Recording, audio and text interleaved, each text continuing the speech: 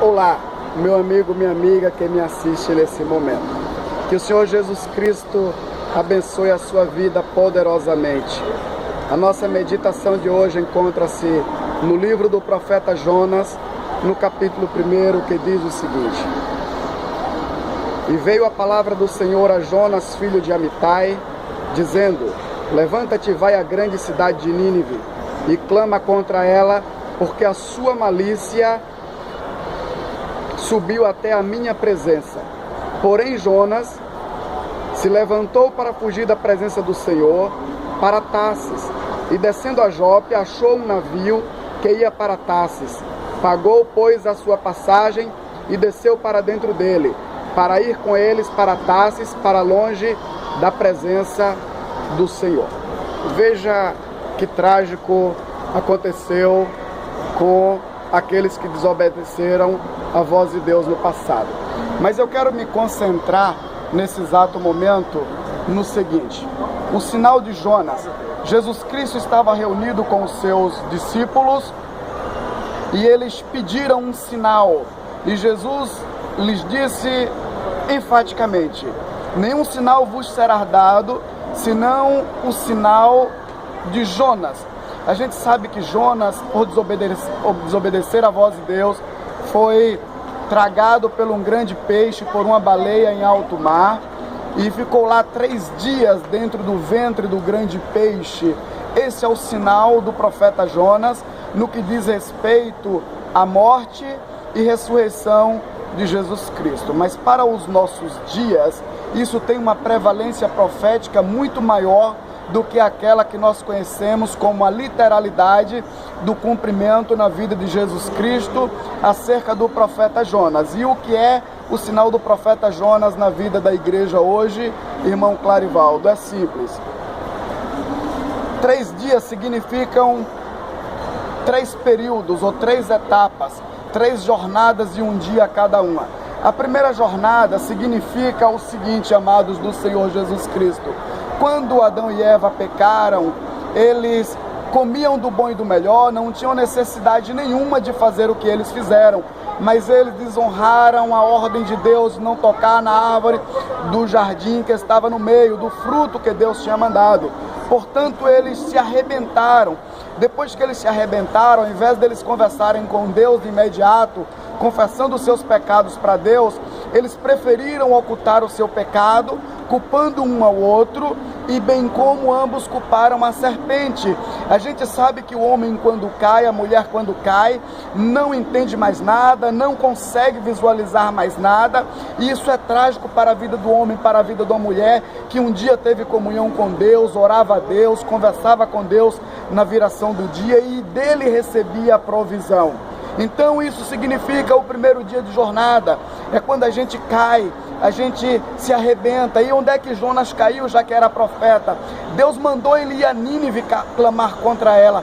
Quantos cristãos dentro da igreja não quer fazer a vontade de Deus, porque já orou bastante, acha que não deve orar mais, porque já pediu pelos pais, pela família, pelo esposo, pela esposa, mas desistiram covardemente por conta das dores, por conta dos problemas, por conta das dificuldades. Quantos, imaginando ter escutado a voz de Deus, mandando com que fossem um para o lado, outro para o outro, que se separassem, confundindo inclusive a voz do Senhor. O Senhor nunca mandou que ninguém se separasse, nunca mandou que ninguém abandonasse o seu cônjuge, o seu familiar e tantas coisas mais.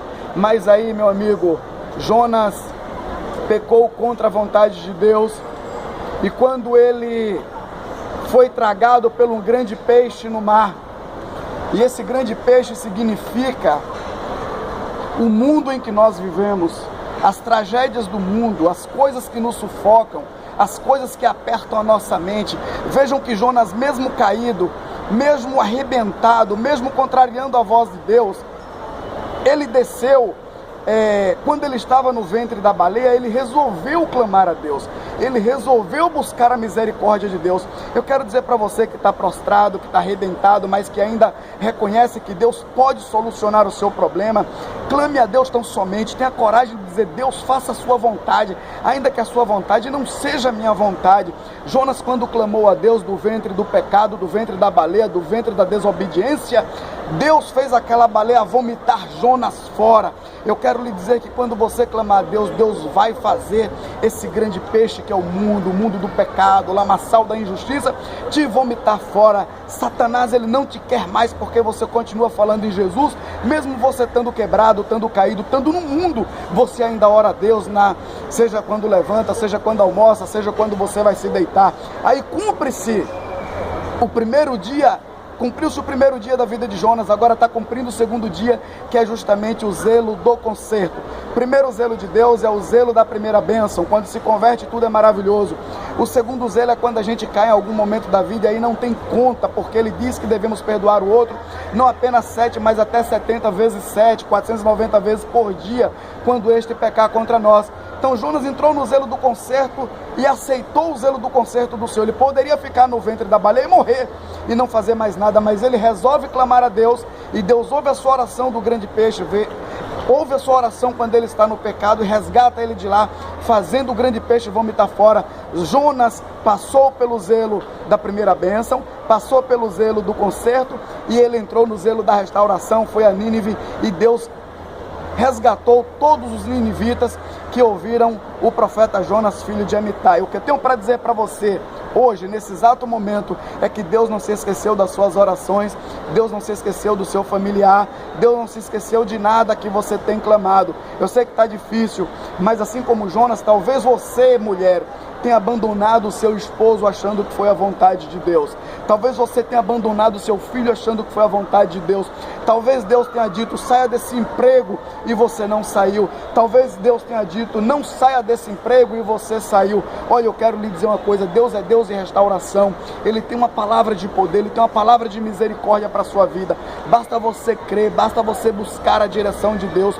Provérbios 28:13 diz que aquele que confessa e deixa a prática do pecado alcança de Deus misericórdia. Então esse é o momento de você realmente alcançar a misericórdia de Deus e voltar para o Senhor Jesus Cristo, para que Ele te vomite desse grande peixe, desse grande baleia de pecado, e faça você voltar à vida em um nome santo de Jesus. Sei que não é fácil, todos nós erramos, mas ainda há esperança para aqueles que buscam de Deus a sua infinita bondade e misericórdia. Por isso Jesus passou pelo início do processo, tudo era maravilhoso no seu ministério, não tinha problemas, até surgir as perseguições.